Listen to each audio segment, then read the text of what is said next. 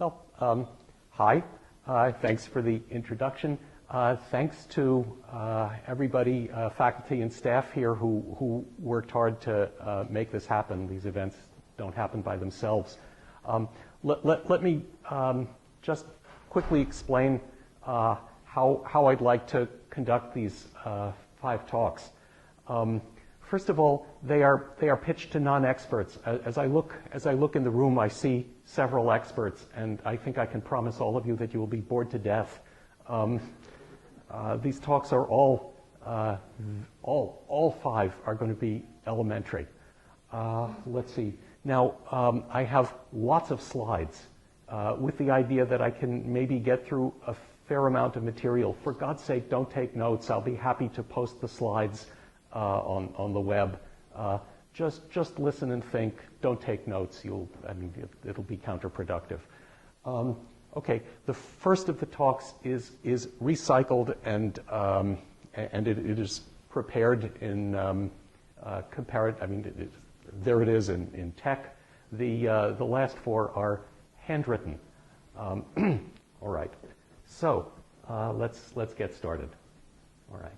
So all right. Some of you may know our wonderful technical typist at Princeton, Jerry Pecht, who prepared these slides. Okay. So the take-home message from this talk is the following. All right. In 1934, Hassler-Whitney posed several basic questions on extension of functions. We'll cover them later, somewhat. Those questions have been answered in the last few years. Okay? And the solution of Whitney's problems has led to a new algorithm for interpolation of data. And that's joint work with Boaz Klartag, who is in the audience. I'm going to embarrass him by saying that it was a joy to collaborate with Boaz. Okay, now the new algorithm is theoretically the best possible. And interpolation of data is a practical problem. But nevertheless, our algorithm is not practical for reasons that you'll see. And so work continues. Okay, so how is the talk going to be organized? Well, first I'm going to explain the setting. It's mostly just the setting consists of notation.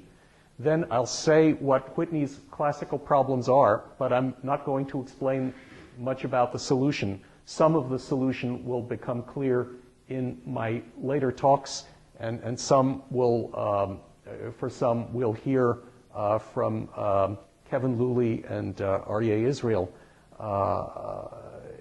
But I'm not going to emphasize the solution of Whitney's classical problems. Rather, I want to concentrate on the problem of interpolating data, so I'm going to state it crudely and then give clarifications so that it's stated precisely. That will allow me to state the main results, and then the talk will give some ideas from the proofs. Okay, so that's the plan. Okay, the setting. All right, so once and for all, we fix positive integers m and n, and we work in the space Cmn of real-valued functions on Rn whose derivatives up to order m are continuous and bounded, so that the Cm norm, which I've written on the slide, makes sense. Okay? So the norm is always simply the Cm norm. Now, this is a recycled talk from a few years ago. The handwritten ones are hot off the presses. It says there we'd like to be able to treat Sobolev spaces also, and as you'll see, we can now say a lot about Sobolev spaces. Okay, more notation. Suppose you have a Cm function, jx of f, the jet of f at x, is simply the mth order Taylor polynomial of f at x. And the slide writes down what the mth order Taylor polynomial of f at x is, okay? Jx of f encodes the function value and the derivatives of f through order m, but it's convenient to think of it not just as a list of numbers, but as a polynomial. Okay, so that's Jx. And Jx belongs to the vector space script p, which consists of simply of all real polynomials of degree less than or equal to m. Okay, that's the notation. Okay, so now we have enough notation to state the problems. By the way, this may bore the experts, but please, it's supposed to snow nobody. So please, if there's anything anybody doesn't understand, don't be embarrassed to stop me. Okay, so Okay, so suppose we're given some horrible subset E in Rn. We make no assumptions about it. And we have a real valued function f defined on E, and we make no assumptions on it. Then the question is, how can we tell whether we can extend little f from E to all of Rn so that it has m continuous derivatives? So how can we tell whether there exists a capital F in Cm of Rn that agrees with little f on E? That's Whitney's question from 1934. Well, and furthermore, if such an extension exists, how small can we take its norm? What can we say about the function and its derivatives up to order m at some point x? Think of x as being in or near the set E where the function little f was defined. And can we take capital F to depend linearly on little f? Okay, those are the questions. So let me just ask, am I right? This is not whizzing by too quickly. The questions are clear? Okay, good. Okay, now progress happened slowly over a long time. Whitney got the subject started in 1934 and proved a lot of theorems, including the Whitney extension theorem, which is going to be the content of talk 2. Okay, so you will see, I mean, again, the experts know in their sleep the Whitney extension theorem, and the non-experts will see the Whitney extension theorem in talk 2. The next significant progress, as far as I know, happened in 1958 when the French mathematician Georges Glaser introduced a geometrical construction called iterated paratangents and gave a geometrical solution to the case of Whitney's problem for C1 of Rn, one continuous derivative. Okay. Over a long time, starting in the 70s and continuing through the present, Yuri Brudny and Pavel Schwarzman introduced and studied the fundamental idea of finiteness principles, which means that in order to understand a big problem, it's enough to understand a lot of little problems. We'll spend later we'll devote serious attention to finiteness principles. But they had the idea and developed it over a long time. Okay, and then Ed Bierstone, Pierre Millman, and Wisław Pawluski in 2002 introduced a version of what Glaser did, a version of iterated paratangents suitable for Cm rather than for C1. So something suitable for the general case. It was almost, but not exactly, the right concept for the general case. And then I had the good luck to wipe out the Whitney problems. And you can see papers on my website.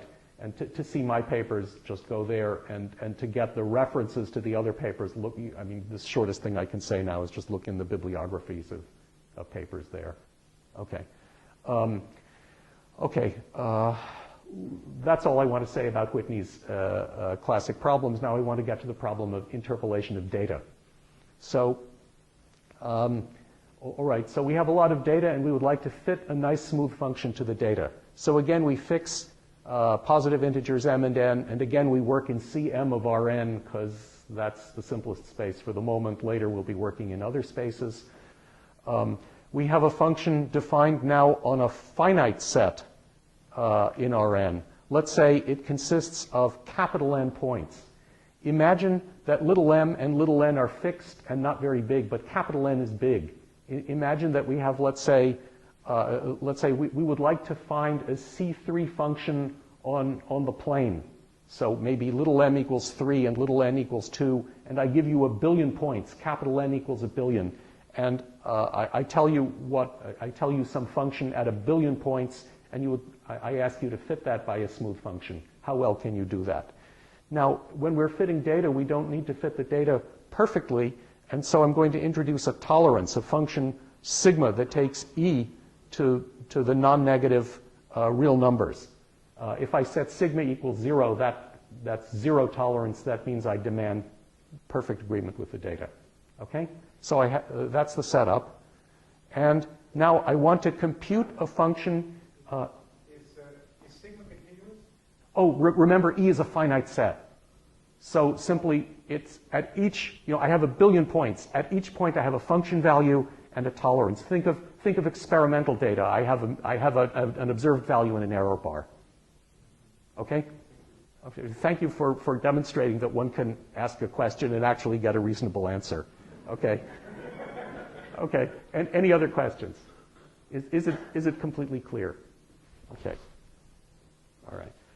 Okay. So, all right. So we'd like to compute a function in Cm, and we'd like to compute a number, capital M, so that we're guaranteed that the norm of the function is less than or equal to the number m. And furthermore, the function agrees with the observed value little f measured by the experimentalist within capital M sigmas for all x in E.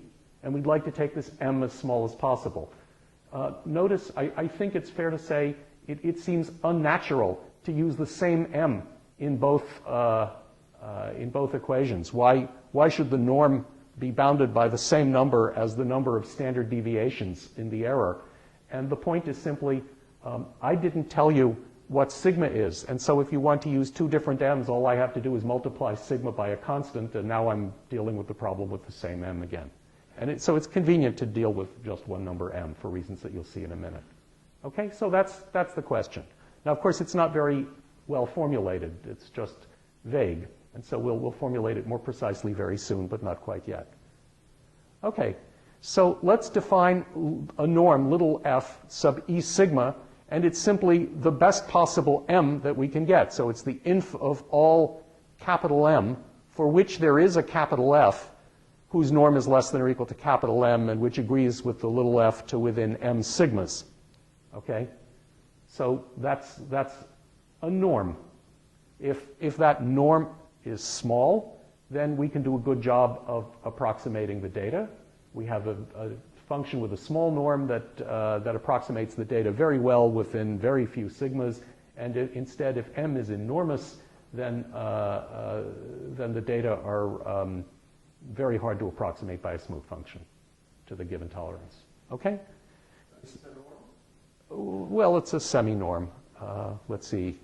Let me not think about whether it can be zero.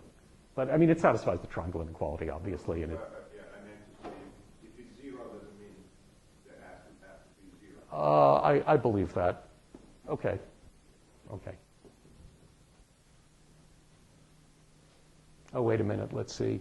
Wait a minute. Wait. If I think it's a norm. Let's not worry about it. Okay. So, all right, that the thing was defined as an inf, and the inf needn't be attained. Elementary examples show that the inf needn't be attained. And so I'm going to define the idea of a C-optimal interpolant, and it means that it does within a factor of C of the best possible. So there it is. Look at the first two bullet points. We approximate the way we'd like to, but the m is not as small as possible, but rather in the third bullet point, the m is within a factor of C of smallest possible. Okay? It's good? That's the notion of a C-optimal interpolant. Okay. So now I can give a crude statement of the problems. Okay?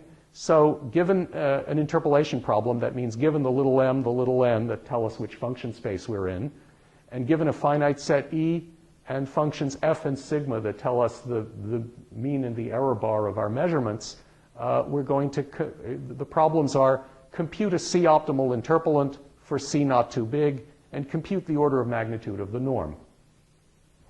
That's what I'm going to mean by the problem of interpolation of data. Okay? Now, our solution is going to consist of an algorithm which is supposed to be run on a computer. Well, but this is math. I'm supposed to be proving theorems, and so I have to, I mean, it's an idealized computer. We're not actually going to, I mean, I'd be extremely happy to produce algorithms that could actually be run on a computer, but that's not going to happen anytime soon. Okay, well, that's the vague statement of the problem. Now let's make the necessary clarification so at least the problem can be stated precisely. Okay, so here are some things we'd better clarify. This constant C is not too big. What the hell does that mean? Okay, order of magnitude. What does that mean? What's a computer? If I'm proving a theorem, I'd better say what a computer is. Okay? Now, whatever a computer is, it computes a finite number of numbers, whereas a function consists of an infinite number of numbers. And so what does it mean to compute a function? And finally, it's all very well to compute things, but I don't want to wait until the end of time for the answer. And so I'd like to talk about efficient versus wasteful computation and have some idea that the algorithms well, in fact, the algorithms will turn out to be best possible, theoretically. Okay, so here come the clarifications. What is a not too big constant? Well, remember, we're working in the space Cm of Rn. So when I write constants little c, big C prime, etc., those are constants that depend only on little m and little n. In other words, they depend only on which function space we're working in. They don't depend at all on the particular problem we're trying to solve in the context of that function space. And when I say not too big, I mean a constant like that. Unfortunately, for practical purposes, that's not too good. You know, the constant 10 to the 10 to the 10 to the 10th depends on nothing. It's an absolute constant, but it's unfortunately too big. But this is what I mean by too big in this talk, which is the reason why the algorithms are not practical. Okay.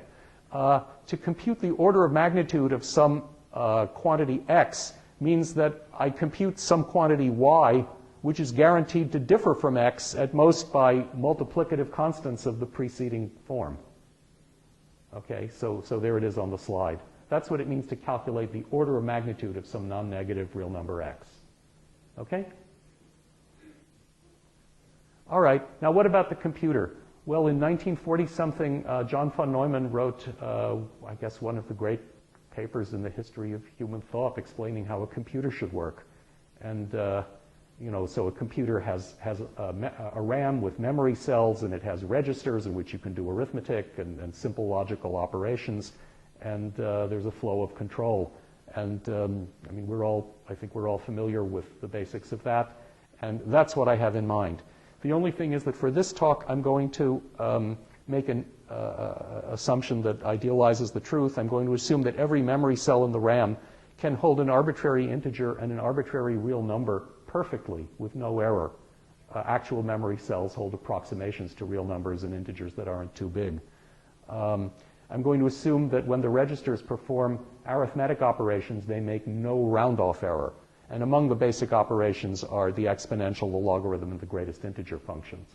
This is a model of computation subject to serious criticism, and therefore there is an appendix in the paper that Boaz and I wrote containing a rigorous analysis of the round-off error, so one can prove the theorems I'm going to talk about in a more realistic model of computation. But for God's sake, let's not discuss that here and now. Okay. Next thing I owe you is the idea of computing a function. Okay? So what does it mean to compute a function? Well, it's a process, a dialogue with the computer. So we sit at our computer and we enter the data. The computer then displays on the screen the message, okay, you've entered the problem, please wait. Okay?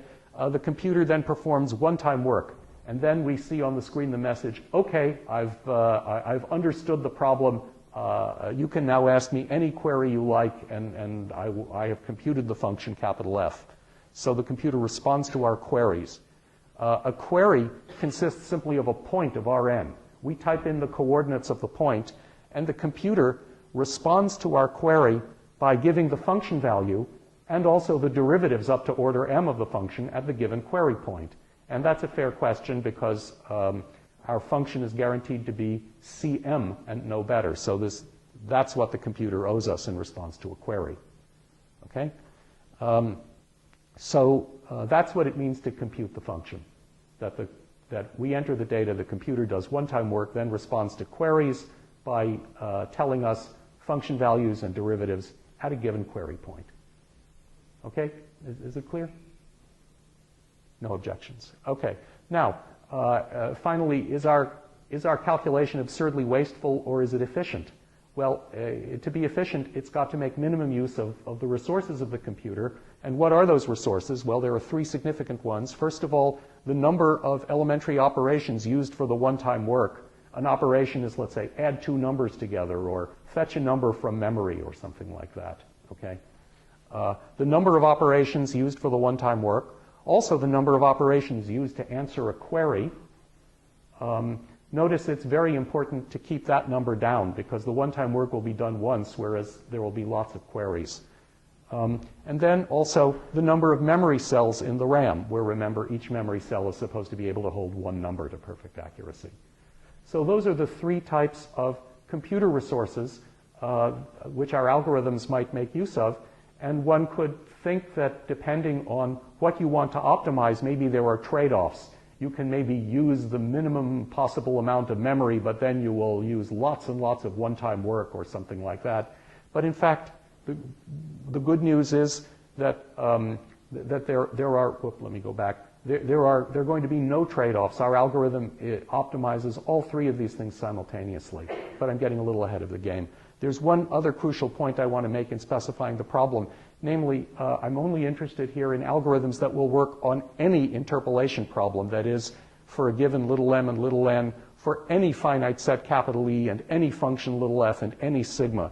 And in particular, I don't want to restrict attention to cases in which the geometry of E is rather simple. Let's say in which E looks something like a lattice in Rn. That's a whole different problem, much, much, much easier than what I'm talking about here. So a very significant part of the problem is that I'm making no assumptions about the geometry of this finite set E, about where the points sit. Okay? Now I think the problem has been specified. Okay?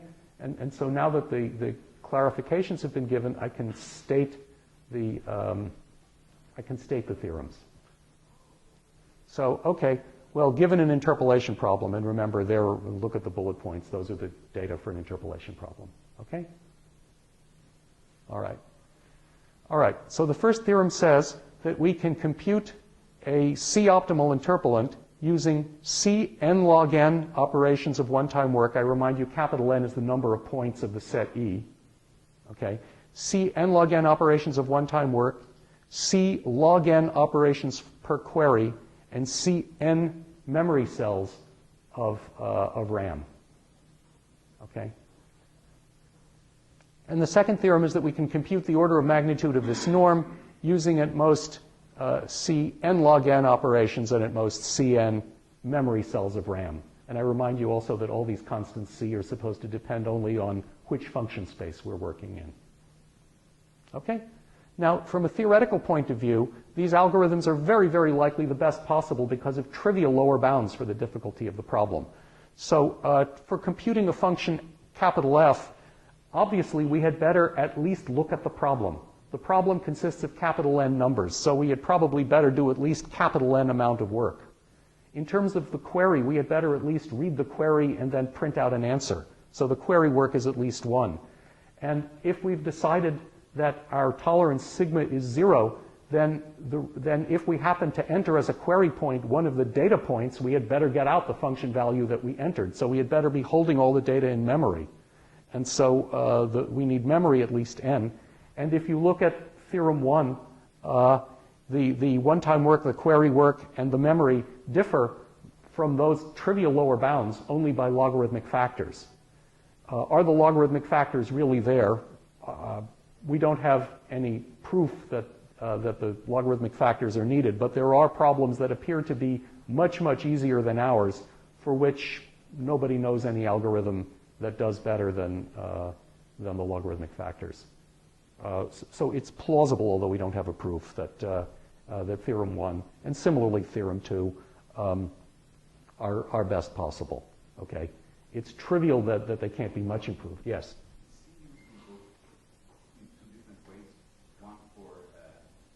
Oh, a very, very good point. So the constant C need not denote the same the letter C need not denote the same constant in different places. Yes, I should have said that. So okay, and then here's the reason why the algorithms aren't practical. So a lot of these constants C are probably not so bad, although I think Boaz and I have not computed them.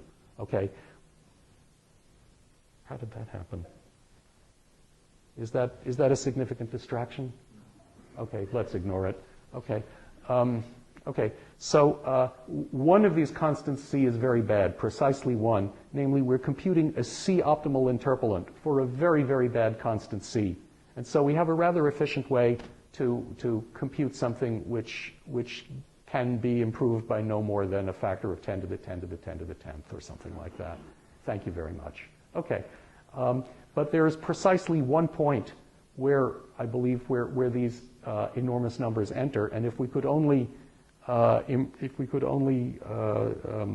improve the proof at that one point, it is conceivable that this could be much, much better. Not necessarily practical, but possibly practical. Okay, so it's not out of the question that our algorithms can be modified to be of some use. Okay. Whoop. Help. I'm stuck here.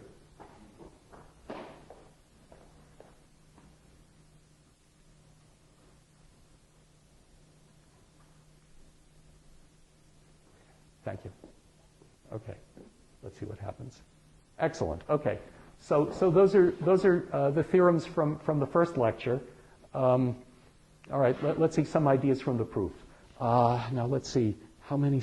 Let's see. It's when should I quit? About half an hour. Okay. As predicted, I'm about halfway through the slides. Okay. Okay. Some ideas from the proofs. So we're going to define certain convex sets, and then we're going to compute their approximate size and shape, and then we're going to use them to solve the problem. Okay? So certain convex sets. Now, all right, so let me say what the convex sets are. So suppose we're given an interpolation problem.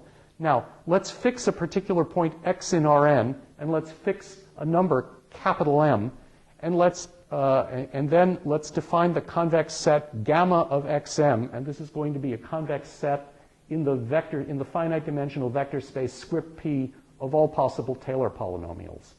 Okay? So the definition of gamma is that it consists of the mth order Taylor polynomials, jx of f, at the given point x, of all functions that solve our interpolation problem with a given m. Okay? So in effect, I'm asking a question. I would like to be able to solve an interpolation problem with a given m. Well, if I can solve that, what could the Taylor polynomial of such an interpolant be at a particular point x? What could it be? How much freedom do I have to specify it? That's the convex set gamma. Okay. Notice that it is a convex set. Well, notice these 3 bullet points. By definition, it's a set of mth order Taylor polynomials, so it's contained in script P. It's obviously convex because, let's say, the average of 2 interpolants is again an interpolant. And it may be empty because if we're greedy, if we have a hard problem and we give a small value of m, there are no interpolants, and so there are no Taylor polynomials of interpolants. And so whenever I say a convex set for the rest of the talk, there's the curious convention that the empty set is a possible convex set. Okay? Now, all right. This gamma, I claim, is going to be a key tool in our algorithm for computing f, but I'd like to convince you that it's an interesting object in its own right. Okay? And here's a trivial example to try to convince you that it's an interesting object in its own right. So we're going to take a car trip in my car, and I will not burden you with a long list of complaints about my car. Position is an unknown function of time. We don't know f, but I promise you that my car is such that the acceleration of this function is less than or equal to a particular value of m. Okay? And furthermore, I look out the window, and at finitely many times t, I can tell you where my car is up to a small error, capital M times sigma of t, my error in measurement. Okay? And so then, given the above, what can we say about the position, velocity, and acceleration of the car at some given time t0? And this question amounts to asking us to compute gamma of t0m in a simple one-dimensional case. So I hope that convinces you that if you're interested in interpolation, in drawing conclusions from data, then this gamma is a reasonable thing to try to investigate. Okay. Now so the plan is we're going to compute the approximate size and shape of the gamma, and then we're going to use it to solve the interpolation problem. Okay, so what are we going to do? Well, to compute the approximate size and shape means that we are actually going to compute some other convex sets called gamma star, possibly empty, that satisfy those inclusions. So remember, the spirit of this thing is that although we would like to know the very best possible CM norm, we in fact only hope to know it to within a constant factor. And therefore, these inclusions mean that, in effect, we're computing sets that do about as well as the actual gammas. So God knows the actual gammas, and we will compute the gamma stars. Okay? All right. So how are we going to define the gamma stars? Well, in this talk, let's just restrict attention to x's in E. The sets gamma and gamma star make sense for an arbitrary x in Rn, but let's say simply x is in the set E, where we already specified the data. Well, okay, there's going to be an induction on an index called little l, and for each L, we're going to define a convex set gamma L of xm, and these sets will be too big. That's the first bullet point. Okay, they will contain the actual gamma that we want, but we're going to do an induction on L, and every time L increases, these gammas, the gamma L's, which are too big, every time we increase L, they will get smaller, and therefore they will hopefully be a better approximation to gamma. And then our gamma stars will be simply what we get after some fixed finite number of iterations of the process. Okay, so I'll specify this process in a minute. But there's some large integer constant L star depending only on which function space we're working in, and we will iterate this process that many times and then declare that that's our gamma star. Okay, so now I have to define the gamma L's by induction on L. Okay, so in the base case, L is 0, so I have to tell you what the gamma zeros are.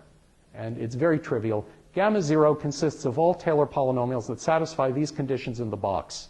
The alpha derivative of p at the base point x is less than or equal to m for all alpha.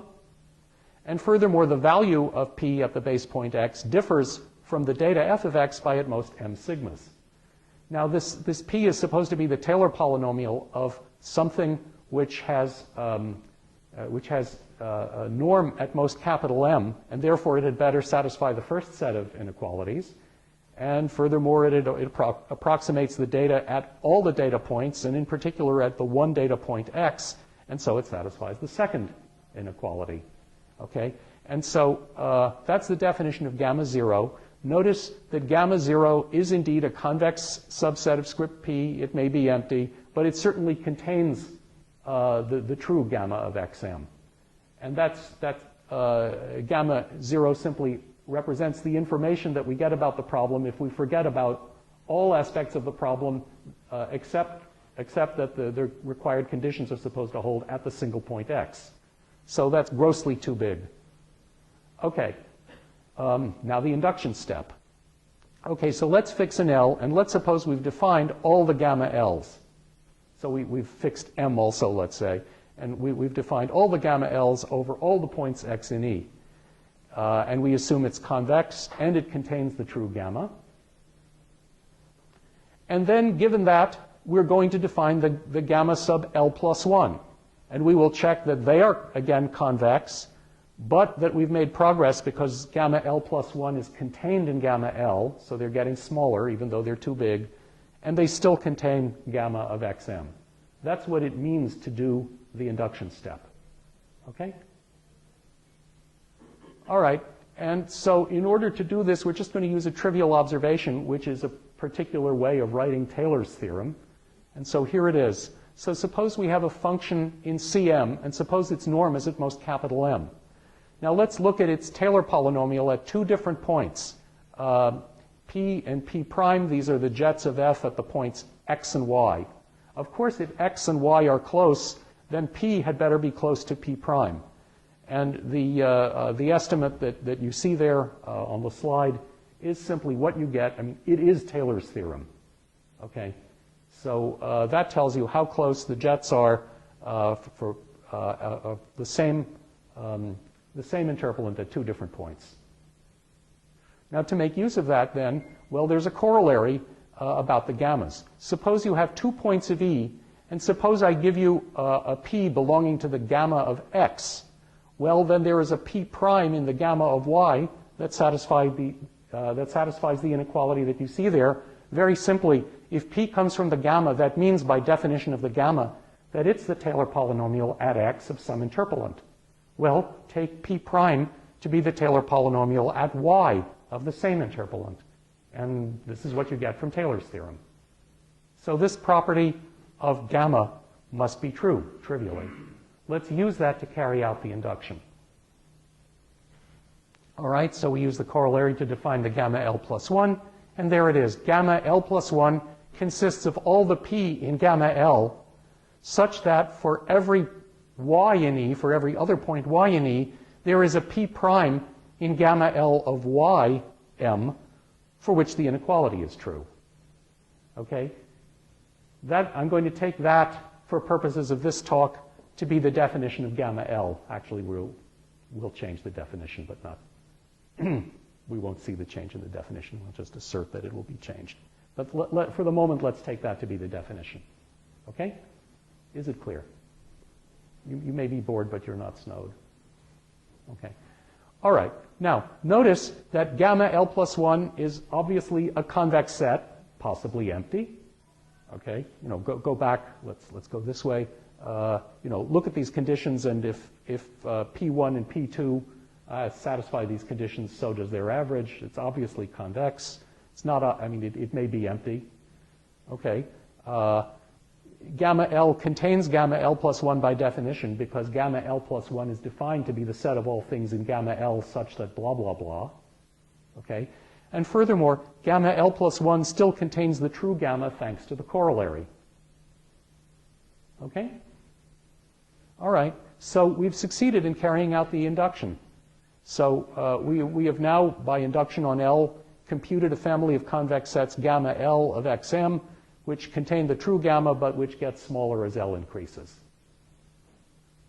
Okay. And now the theorem, the main theorem, is that for a large enough integer constant L star, depending only on which function space we're working in fact, these gamma sub L stars are comparable to the true gammas that only God can know perfectly, according to the inclusions stated there.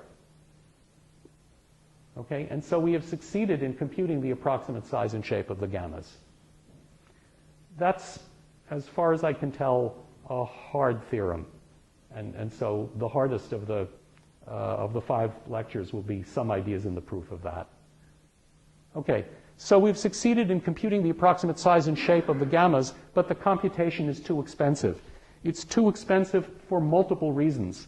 Okay, first of all, as you can imagine, if you take a convex set which is defined in some way or other, maybe by linear constraints, every time you go through this process, you greatly increase the number of linear constraints. So your convex set is maybe a polyhedron with more and more facets and gets immensely complicated. That's not serious, because we don't really need to keep track of these convex sets exactly. We only need to keep track of their approximate size and shape. And it's a classic elementary theorem about convex sets that every reasonable convex set is essentially an ellipsoid, more or less. It's the lemma of Fritz John. And that's good enough. So we just have to keep track of ellipsoids. But there's a more fundamental reason why this computation is too expensive, which is that, which is the following. If you remember the definition, let's go back to the induction. Notice that every y is talking to every x. If E contains capital N points, then in order to look at all these conditions, the work you have to do, it's inconceivable that you can do less than n squared work. Even if letting one y talk to one x consists of only one computer operation. Still, the amount of work you're doing is n squared. And I promised you that the amount of work we're going to do is at most n log n. And so that's deadly. And so what can one do about that? And the answer is that we're not actually going to use these gammas. These are what are called in our paper the pedagogical gammas. And the actual gammas are defined using an additional idea which comes from computer science, and it's called the well-separated pairs decomposition. And here are the people who invented it and then who used it. Callahan and Kosaraju invented it and used it for some stuff, and Harpellet and Mendel used it for some other stuff. And what I'm going to say about the well-separated pairs decomposition is contained in their work.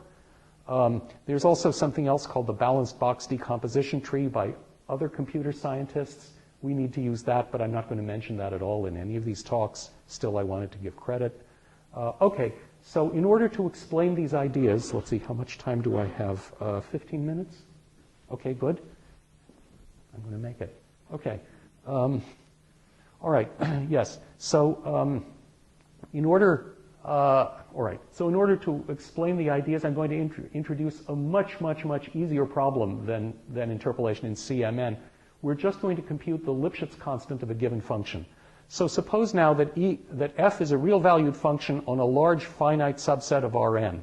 Think of this little n as being fixed, and the number of points of E, as usual, is called capital N, but capital N is enormous.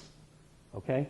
And we want to compute the Lipschitz constant of the function. And so there's the definition of the Lipschitz constant, just the maximum of the Lipschitz constant. There it is.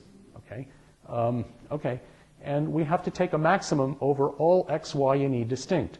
Notice that the obvious method for doing that uses about n squared computer operations, because you have to look at every x and every y, or you essentially. Okay? So to compute this exactly, you need to work n squared. All right. On the other hand, there is a clever method using the well-separated pairs decomposition, and it will compute the Lipschitz constant to within, let's say, a 1% error, and it will use only n log n computer operations. So I'd like to explain how that works. Okay? All right. Now, the idea is that for certain subsets, E prime and E double prime in E, we can compute the max of the relevant quotient, there's the relevant quotient, over all x in E prime and all y in E double prime, and we're going to do it faster than the obvious way, in which we exhaust over all possible x prime, over all possible x and y. Okay? Now, when can that be done? Well, I'm going to take E prime and E double prime to be well separated. That is, think of them as two star clouds in the universe. The distance between the two of them is much larger than the sum of their diameters. Okay? So here, for complete packaging, I've given you a definition of the distance between two sets and of the diameters of the two sets. But it's clear, here are some, here's the set E prime, and here's the set E double prime, and this one has its diameter, and this one has its diameter, but the distance between them is a lot larger either than this or that. That's well separated. And I claim that when they're well separated, the relevant max of the difference quotient is much easier to calculate than in the obvious way. Why is that? Well, suppose they're well separated. How are we going to calculate this maximum? Well, the obvious way to do it uses a number of computer operations equal to the number of points in E prime times the number of points in E double prime. We're going to do better. How are we going to do better? Well, first of all, notice that as x varies over E prime and y varies over E double prime, the distance between x and y is essentially constant. So we don't really need to recompute it a whole lot of times. We only compute it once, and that will be the denominator of some fraction. The numerator of this fraction is the maximum absolute difference between f of x and f of y when x varies over one star cluster and y varies over the other star cluster. Okay, now to make f of x and f of y as far apart as possible, there are only two things you can do. Either you can maximize f of x and minimize f of y, or the other way around. Yes? Okay. So, all right, notice that if you just look at the points of E prime and you want to know the maximum and the minimum of f over E prime, that takes a number of operations proportional to the number of points in E prime. Similarly for E double prime. And therefore, to calculate the quantities, to do the stuff in the box, and therefore to calculate the maximum of absolute f of x minus f of y over the cluster, the number of operations needn't be the number of points in E prime plus the number, times the number of points in E double prime. We can get away with the number of points in E prime plus the number of points in E double prime. So that beats the trivial method. By the way, that's not optimal either. We'll see in a minute. But the conclusion is that if E prime and E double prime are well separated, we can at least beat the obvious algorithm to compute the Lipschitz constant up to a 1% error. Okay, that motivates the theorem on the well-separated pairs decomposition of Callahan and Kosaraju. So suppose we have a large finite subset of Rn. Capital N is the number of points. Okay? Then let's look at the Cartesian product, E cross E minus the diagonal. And the claim is that that can be partitioned into Cartesian products. E nu prime cross E nu double prime. Nu runs from 1 up to some L, as on the slide. Okay? And the properties of these Cartesian products are as follows. First of all, L, let's go back to the preceding slide. L is the number of Cartesian products. Okay? There are only big O of n Cartesian products. We can easily do n squared Cartesian products because we just look at Cartesian products of singletons and we really haven't learned very much. Okay? But there are only big O of n Cartesian products, and furthermore, each particular Cartesian product is well separated in the sense that the distance between the E prime and the E double prime is large compared to the sum of their diameters. So that partition can be done, and furthermore, an efficient algorithm computes that decomposition. I'm not going to tell you how the algorithm works or even exactly what it means to compute the well-separated pairs decomposition, but nevertheless, some idea of what's behind the algorithm will happen in the next talk. But there is such an algorithm, simple, elegant, efficient. And let me finally come back to the coup de grace for the Lipschitz constant. So suppose we're given a function on E, and suppose we have found this well-separated pairs decomposition. Now, for each of these Cartesian products, let's pick a representative that means simply one point, x nu prime, comma, x nu double prime, that belongs to the Cartesian product. Okay? So never mind the whole Cartesian product, just pick one point in one representative point. So we take the Cartesian product of this star cluster with this one, and we pick out this star here and this star here. And that's all we care about. And then the claim is that the Lipschitz constant of the function f differs by at most 1% from the maximum of the difference quotients, where you simply take the representatives and ignore the rest of the clusters. Okay? And so once you have found the well-separated pairs decomposition, at least once you have found the representatives, then if I show you a function f, you can calculate the Lipschitz constant of that function to within 1% in the number of steps proportional to the number of points in E. That's fine, provided you can calculate the well-separated pairs decomposition, but in fact you can do that just looking at the set E with work n log n by an algorithm that I won't tell you. Okay, open problems. Well, what are the analogous results when Cm of Rn is replaced by the Sobolev space? This is a recycled talk, and the fact is that right now Aryeh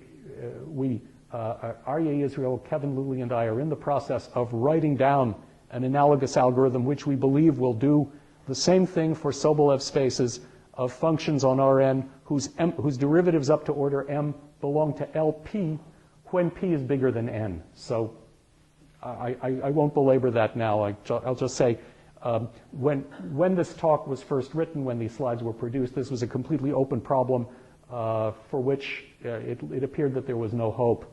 But in fact, we can say a lot now.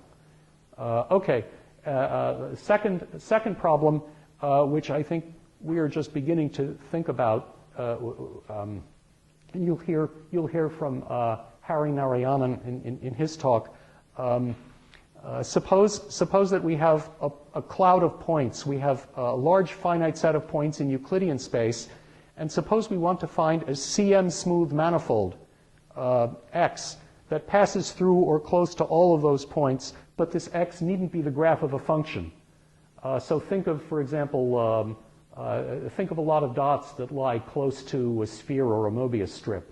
And now I erase the sphere or the Mobius strip and leave the dots. And the question is, can you find a surface that lies close to them?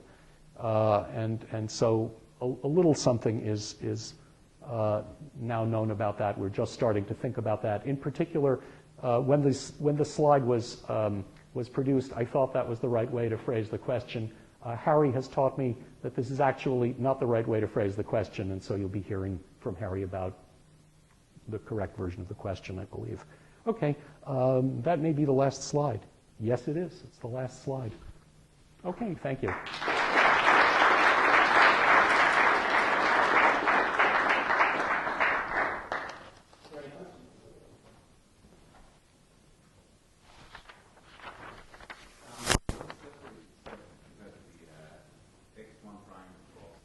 Yes.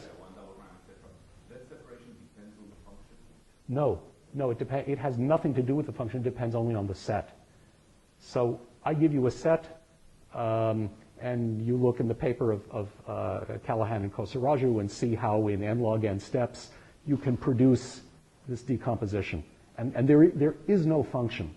Then once you have this decomposition in your hand, then I give you a function, and you say, aha, I can just look at representatives. It does not depend on the function. How come there's no problem looking at raw representatives? For each particular Cartesian product, you may be making a gross mistake, but if you look at the maximum over all the Cartesian products, you're within 1% of the truth, and stick around, and I'm going to give the proof. Okay. Okay?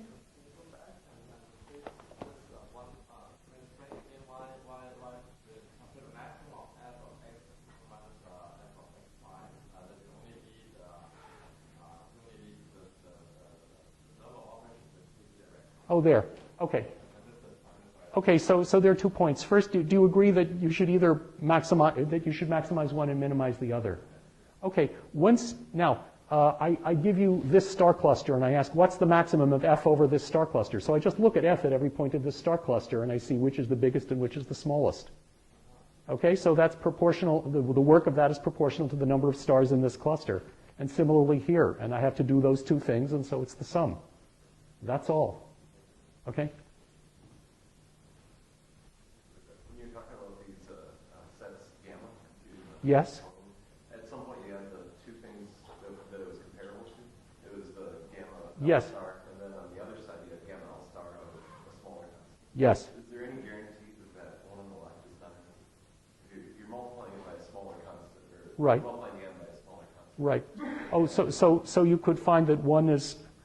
I mean, your question is, so maybe you're not really calculating the size and shape of a particular gamma m because maybe let's say one of these is empty and the other one isn't, for instance. Right, the one on the bottom might be empty. The one in the bottom might be empty. It's absolutely true. So, okay, so in what, all right, compared to the lies I will tell you later, the lies I have told you so far are negligible. But, okay, however, okay, so if you look at this gamma of xm, I'm not really computing its size and shape. Rather, I'm computing a set of gamma stars that give you information which is sort of equivalent in the sense that I look at these gammas and I say that okay,